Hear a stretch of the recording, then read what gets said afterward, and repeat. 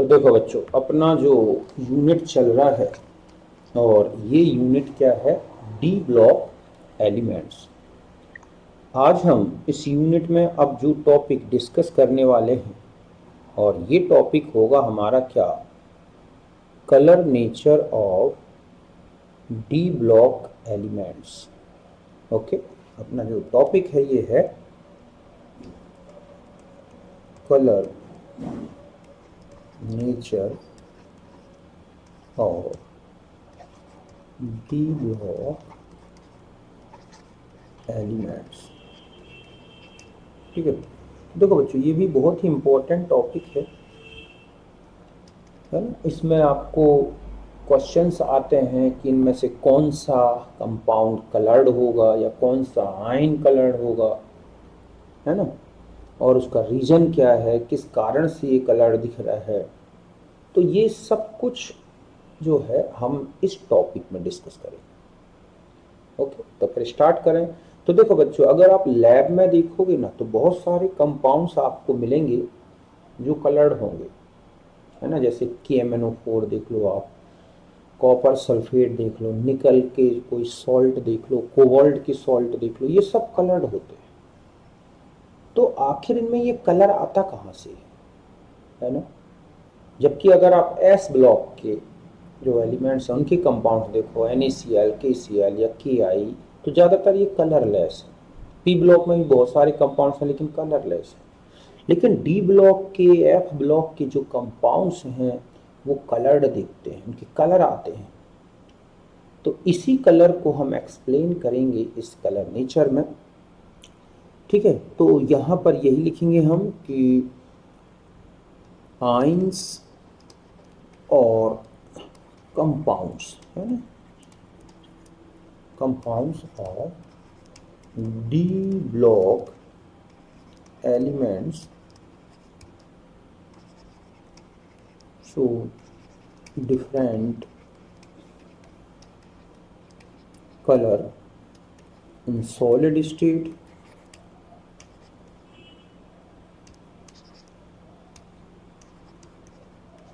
और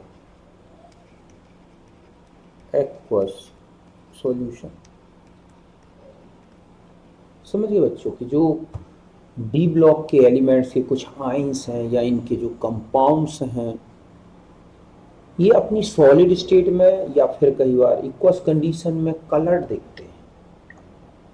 तो हम कुछ कंपाउंड्स के या उनके आइंस के कलर अगर हम देखें तो देखो, जैसे आप देखोगे कि जो टाइटेनियम 3+ है ना, अगर इसका कोई कंपाउंड है या खुद ये है तो ये पर्पल कलर का दिखता है। ऐसे वेनेडियम 3+ है तो ग्रीन कलर का होता है। वेनेडियम 2+ है ना, तो वायलेट कलर का होता है। ठीक इसी तरह से Mn3+ है तो भी ये भी वायलेट कलर का होता है। Mn2+ है तो पिंक कलर का होता है। ऐसे अगर हम Fe3+ की बात करें तो येलो दिखता है ये, है ना। Fe2+ है तो ग्रीन कंपाउंड्स होते हैं इसके। कोबाल्ट 3+ है, पिंक कलर का होता है। पिंक सॉल्ट देखें तो कोबाल्ट के ज़्यादातर होते हैं। ऐसे निकल 2+ में देखोगे तो ग्रीन कलर के सॉल्ट्स होते हैं इसके। निकल कार्बोनेट देखना आप कभी। कॉपर 2+ के जैसे कॉपर सल्फेट तो आपको ये ब्लू कलर का दिखेगा, है ना।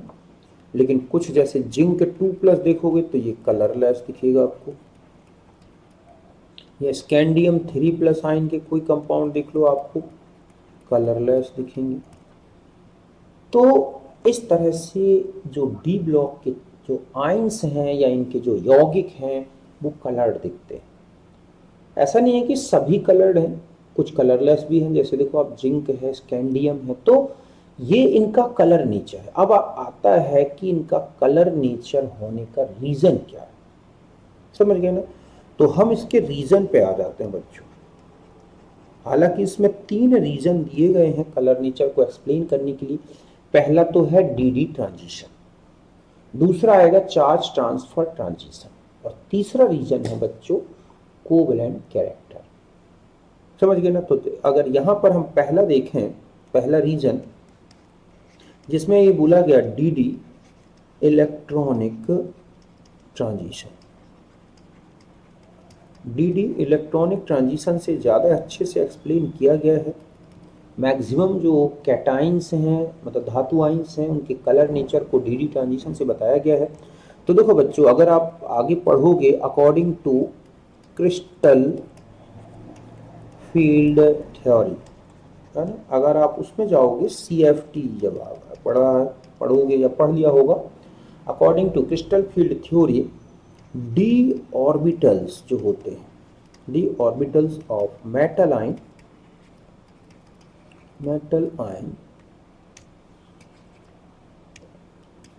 ठीक है, ये हैं ions split in two sets of different energies, है ना, कि जो है डिफरेंट एनर्जीज के टू सेट्स में energies in the presence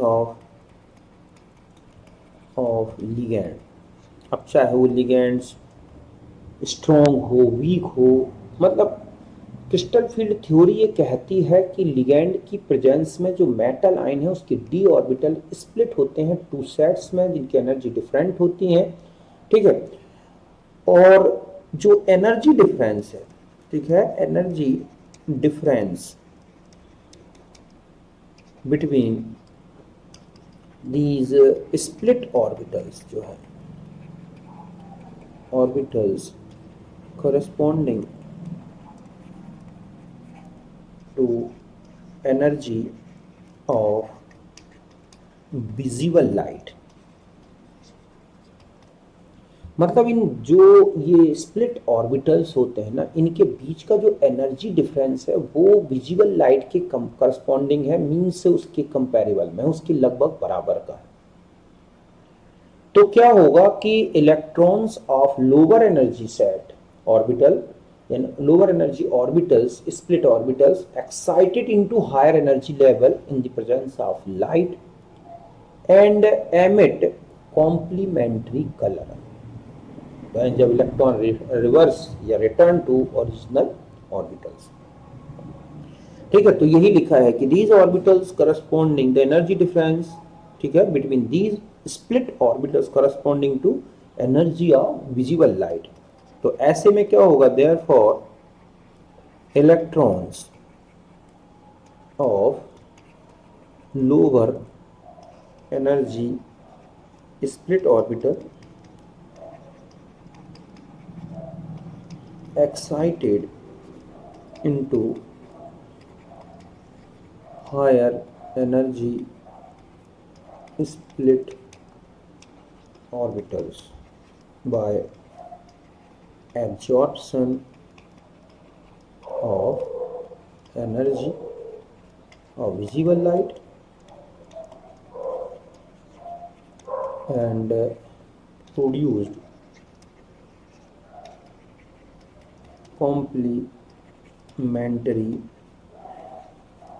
complementary colour, मतलब जो लाइट एब्जॉर्ब हो रही है उसका एक कॉम्प्लीमेंट्री कलर होता है बच्चों, अभी मैं बताता हूँ, ठीक है, कॉम्प्लीमेंट्री कलर। अभी हम एक साइकिल से भी समझेंगे। तो देखो इस तरह बोला गया है कि जैसे ये है डी ऑर्बिटल्स, है ना, हम क्रिस्टल फील्ड थ्योरी जब पूरी डिटेल में पढ़ेंगे तब हमें इसमें पूरा आएगा कि किस तरह स्प्लिट होता है। तो मैं सिर्फ स्प्लिट ऑर्बिटल बता दूं कि अगर एक ऑक्टाहाइड्रल कॉम्प्लेक्स की स्प्लिटिंग के बारे में हम सोचें पहले, कि ये हैं ऑर्बिटल्स, मतलब यहाँ पर जैसे ही लिगैंड आते हैं, है ना, तो ये जो हैं पहले डी जनरेट डी ऑर्बिटल्स, ठीक है, बिल्कुल सेम एनर्जी के हैं, तो फिर ये स्प्लिट हो गए। इनको बोला जाता है Eg ऑर्बिटल और इनको बोला जाता है T2G ऑर्बिटल, और ये एक लेवल होता है जिसे बोला जाता है वेरी सेंटर, है ना। तो यहाँ से यहाँ का जो डिफरेंस होता है इसे बोलते हैं delta O, which is equals to the energy of light, है ना, मतलब यहाँ का जो डेल्टा ओ है अप्रोक्सीमेट एनर्जी ऑफ लाइट के बराबर का होता है। तो सपोज यहाँ पर एक इलेक्ट्रॉन था यहाँ आएगा पहले, जैसे ही यहाँ लाइट मिलेगी तो ये इलेक्ट्रॉन जो है एक्साइटेड होके हायर एनर्जी लेवल में पहुंच जाता है इस तरह से। अब ये जो ऑर्बिटल एक्साइटेड होके ऊपर हायर एनर्जी लेवल में गया है तो अब लौटेगा भी वो, है ना। तो इसको बोलते हैं डी ट्रांजिशन इस तरह से। तो जब लोअर एनर्जी स्टेट से जब वो हायर में गया तो उसने एनर्जी अब्जॉर्व की, फिर रिटर्न हुआ वापस। तो फिर जो एनर्जी रिटर्न होने में रिलीज होती है ना बच्चों, वही लाइट के फॉर्म में निकलती है, और वो लाइट का जो कलर है वही कॉम्प्लीमेंट्री कलर कहलाता है। समझ गए ना। स्प्लिट ऑर्बिटल्स ये है इस तरह से। बात कुछ क्लियर है कि जब डी ऑर्बिटल के पास लिगैंड पहुंचता है तो ऑर्बिटल दो सेट में बट गए, ईजी और T2G। जैसे ही लाइट पड़ी इलेक्ट्रॉन लोअर एनर्जी स्टेट से हायर एनर्जी स्टेट में पहुंच गया, डी ट्रांजिशन। फिर ऊपर से जब नीचे आता है तो एनर्जी एमिट करता है, वो एनर्जी रेडिएशन के फॉर्म में निकलती है और उसका जो कलर है उसे बोलते हैं complementary colour of absorption light. तो इसका मतलब है कि element with D1 to D9 configuration, समझ गए बच्चों कहां से कहां तक? D1 to D9 configuration show DD transition and produce colour in the presence of visible light. बात समझ गए ना कि विजिबल लाइट की प्रेजेंस में ये डी ट्रांजिशन होगा और इसके कारण क्या आता है, कलर आता है किसका, विजिबल लाइट का। मतलब विजिबल लाइट की प्रेजेंस में एक कलर प्रोड्यूस होता है, उस कलर को हम बोलते हैं बच्चों क्या, कॉम्प्लीमेंट्री कलर। लेकिन अगर मैं ये कहूं कि D0 और D10, ठीक है बच्चों, there is no DD transition possible,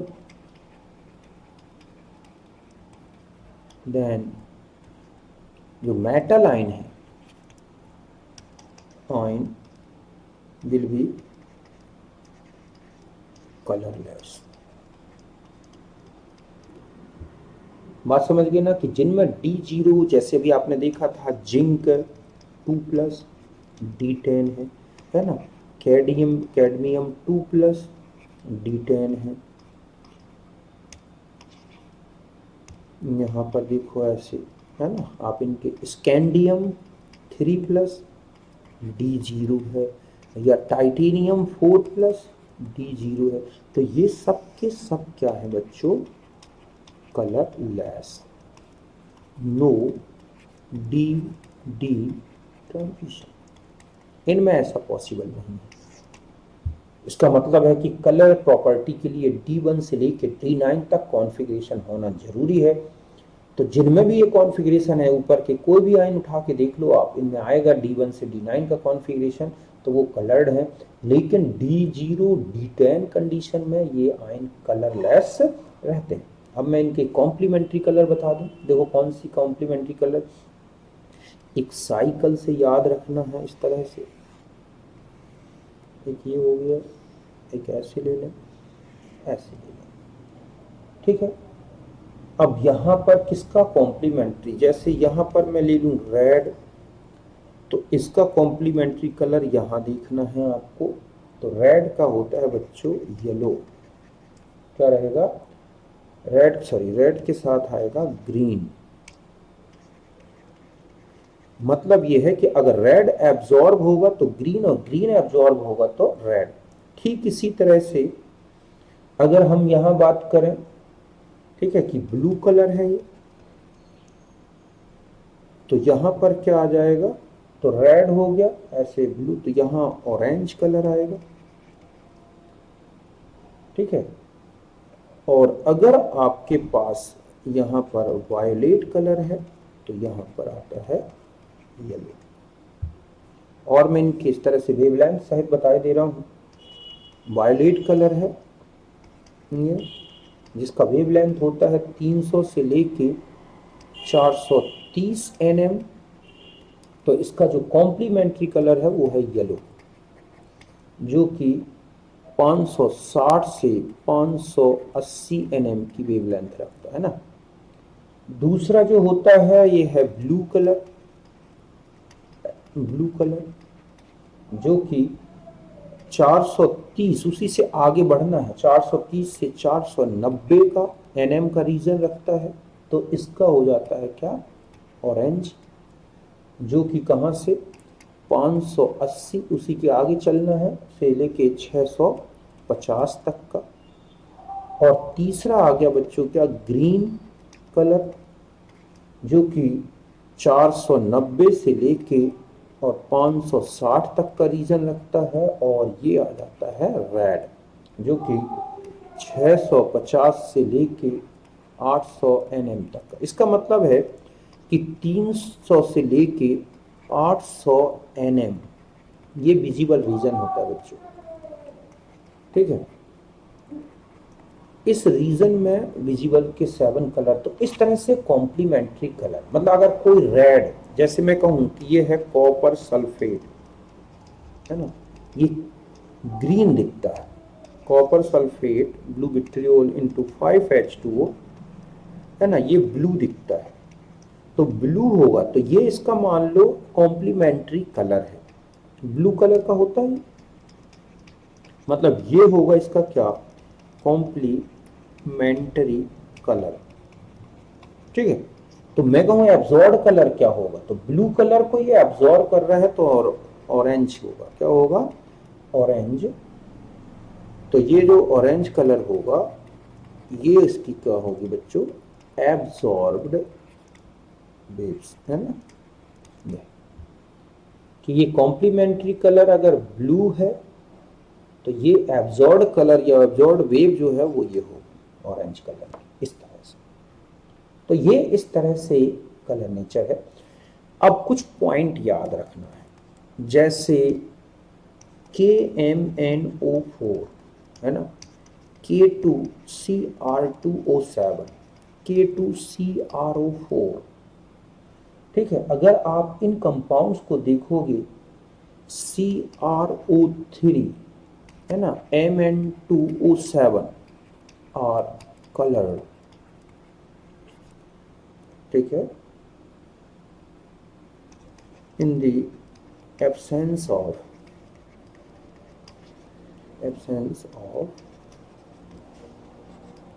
D1 to D9 configuration, मतलब unpaired electrons in d orbitals।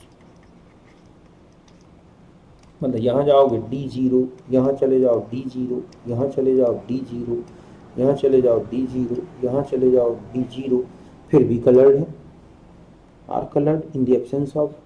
तो यहाँ पर रखना है it is due to charge transfer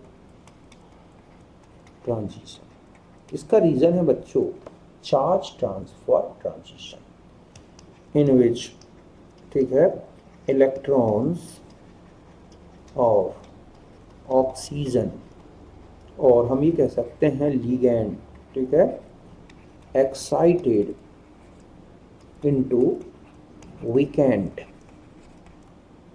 d orbitals of metal ion and absorbed visible light give complementary color। बात समझ गए ना, कि अगर ये किसी आयन में D0 है तो dd ट्रांजिशन तो पॉसिबल नहीं है। मतलब है कि D, यहाँ पर ये बात कहें कि अनपेयर्ड इलेक्ट्रॉन है जब, तो यहाँ पर dd ट्रांजिशन नॉट पॉसिबल। तो यहाँ पर जब डी डी ट्रांजिशन नहीं है फिर भी कलर आ रहा है तो इसको बोला गया है चार्ज ट्रांसफर ट्रांजिशन के कारण हुआ है ये। और इसमें जो लिगैंड है या जो ऑक्सीजन है उसके जो इलेक्ट्रॉन्स हैं वो क्या होते हैं, एक्साइटेड हो जाते हैं मेटल की वीकेंड डी ऑर्बिटल में, और इसी में लाइट का एब्जॉर्प्शन होता है और ये कॉम्प्लीमेंट्री कलर आ जाता है ना। तो इस तरह से इनके, इसके अलावा बता दूं कि इसमें भी जो कलर मिलता है ये है Fe4 FeCN whole 6 whole thrice also show charge transfer transition. जो प्रूसियन ब्लू का आता है ना, इसमें देखा होगा तो वो इनके बीच में इलेक्ट्रॉनिक ट्रांजिशन चलता है ना। ठीक इसी तरह से AgBr है ना, AgI, Ag2S ये भी कलर्ड है। तो इनका रीजन दिया गया due to covalent nature.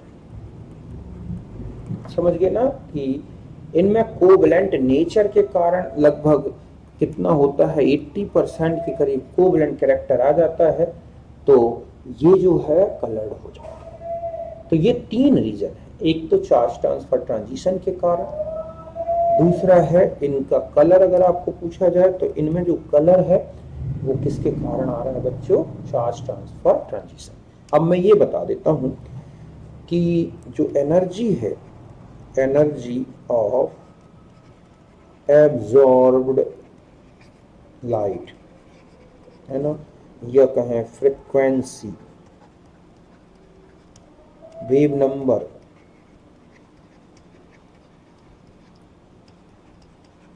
Colour, darkness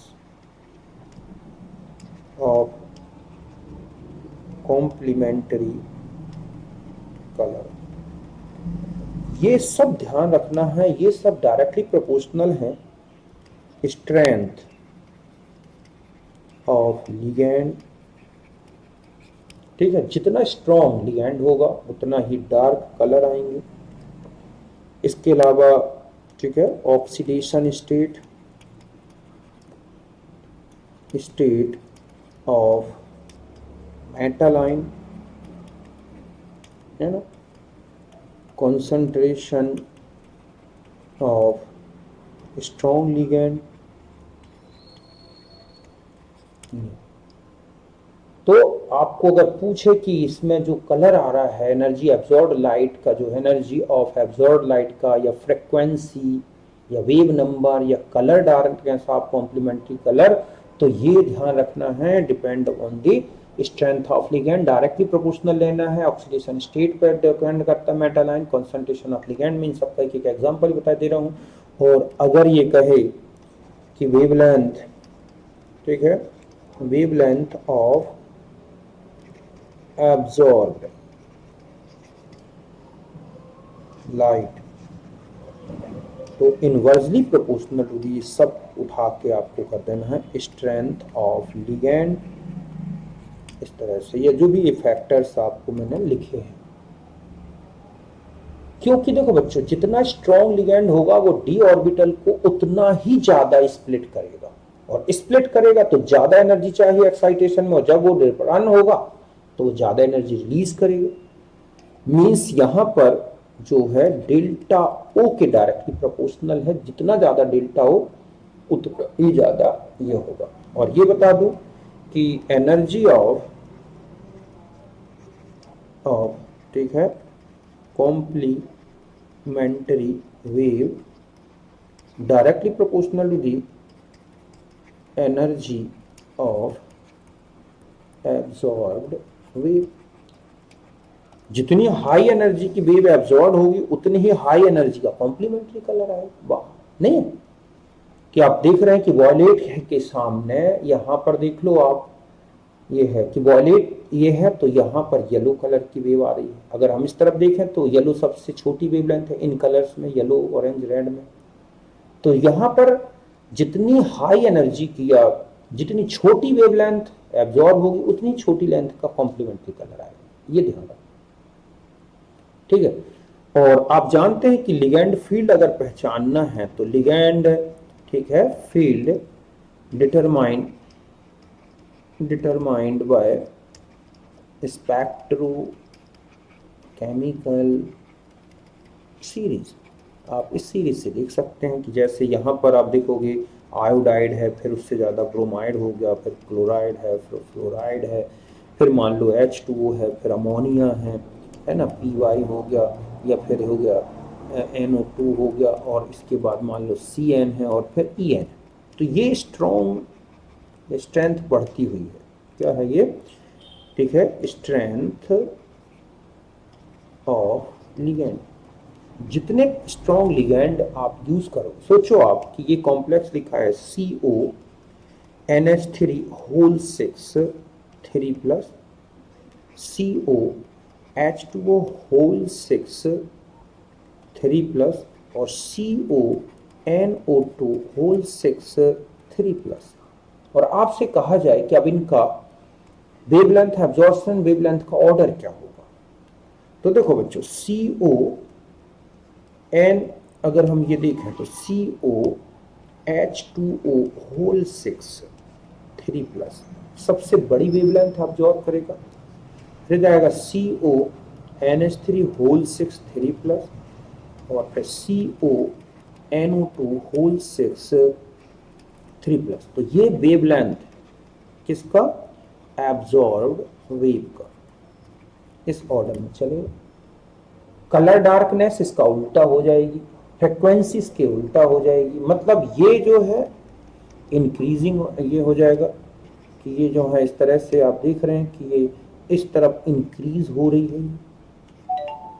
है ना। कलर डार्कनेस पूछ ले या वेवलेंथ फ्रिक्वेंसी, तो इसी तरह से ध्यान देना है। ठीक है, ठीक इसी तरह से मान लो आपसे पूछा जाए कि लिगैंड के कंसंट्रेशन पर कैसे डिपेंड करता है, तो अगर आप देखोगे कि स्ट्रॉन्ग लिगैंड है और ये है जैसे Ni, ठीक है, H2O होल 6 और +2 है, तो ये ग्रीन कलर का होता है ना। अगर आप इसमें En एंटर करा दो और ये बन जाए NiH2O होल 4 En +2, तो अब ये जो है पेल या ब्लू कलर कर रहा हूं, ब्लू हो जाता है। फिर मान लो एक En और एंटर करा दें, En का होल ट्वाइस H2O का होल ट्वाइस, ये हो जाए 2 प्लस, तो अब ये ब्लू कलर का हो जाता है।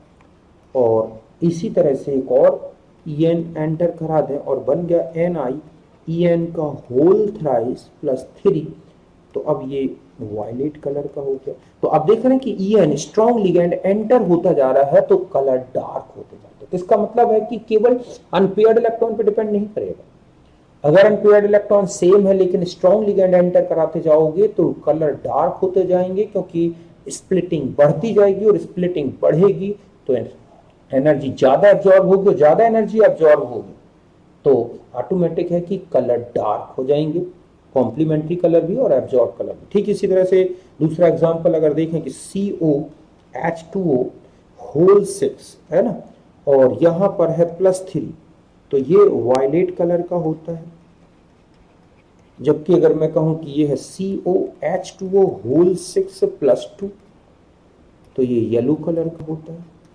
तो आप देख रहे हैं कि यहां पर जैसे ही हमने उसमें पॉजिटिव चार्ज बढ़ाया तो डी ऑर्बिटल की स्प्लिटिंग में जो है इफेक्ट आ जाता है, और इफेक्ट आने के कारण जितना ज़्यादा पॉजिटिव चार्ज डी ऑर्बिटल उतना ही ज़्यादा एनर्जी एब्जॉर्ब करेगा स्प्लिट ऑर्बिटल के बीच में, और इस तरह से वो जो है कलर डार्कनेस बढ़ जाएगी। तो आपको कलर किन किन फैक्टर्स पर डिपेंड करता है ना, कॉन्सेंट्रेशन पर, ऑक्सीडेशन, स्ट्रेंथ ऑफ लिगेंड, इनके बेस पर भी कलर चेंजेस आते हैं। तो 2-3, तो ये था हमारा colour nature of D block elements. इसको अच्छी तरह से एक बार पढ़ लेना, आप समझ देख क्लियर हो जाएगा। फिर एक एक क्वेश्चन, इसमें जो क्वेश्चन आते हैं इनमें से कौन सा कलर्ड होगा, कौन सा डी ट्रांजिशन शो करेगा, है ना, कौन नहीं करेगा, इनका कलर नेचर का रीजन क्या है, और फिर इस तरह से लिगेंड बदल रहे हैं। तो जितना स्ट्रॉन्ग लिगेंड H2O के जो पहले आते हैं सब, ये क्या कहलाते हैं बच्चों? वीक लिगेंड्स, है ना। और भी बहुत सारे हैं, मैंने बनाए नहीं यहाँ पे। और यहाँ जो आते हैं ये सब क्या हैं? Strong ligand. तो जितना स्ट्रॉन्ग लिगेंड उतना ज़्यादा स्प्लिट है। तो ये है हमारा कलर नेचर की बात, ठीक है। बाकी हम फिर नेक्स्ट वीडियो में डिस्कस करेंगे।